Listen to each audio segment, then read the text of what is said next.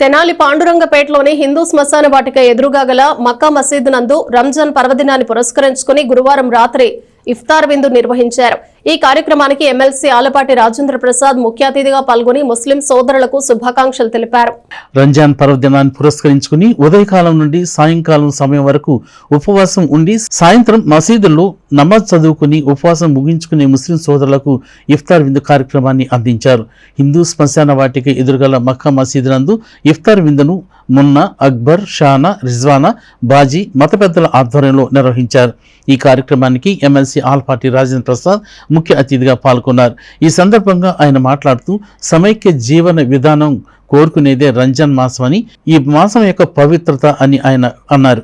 అల్లాహ్ దేవుడు అందరినీ చల్లగా చూడాలని ఆయన ఆకాంక్షించారు. ఈ కార్యక్రమంలో ముస్లిం సోదరులు పాల్గొని ఇఫ్తార్ విందును స్వీకరించారు. జల్మా గారి కుటుంబం తరఫున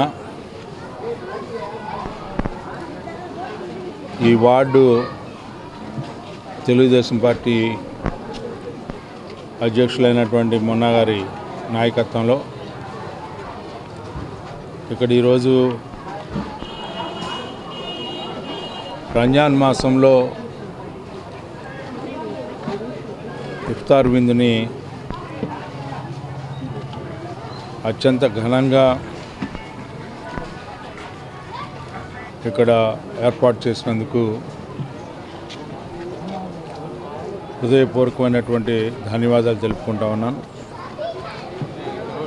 మనందరికీ కూడా తెలిసిన అంశమైన ప్రపంచం మొత్తం కూడా ఈ రంజాన్ మాసం అతి పవిత్రమైన మాసంగా మక్కా మసీదుల్లో, జమ్మూ మసీదుల్లో యావత్ ప్రపంచం ముస్లింలందరూ కూడా పెద్ద ఎత్తున ఎంతో పవిత్రంగా ఉపవాసాలు ఉంటూ రోజుకి 5 సార్లు రోజా ఆచరిస్తూ నమాజ్ చేసుకుంటూ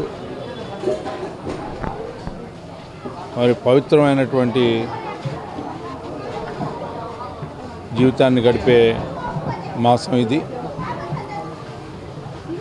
అలాంటి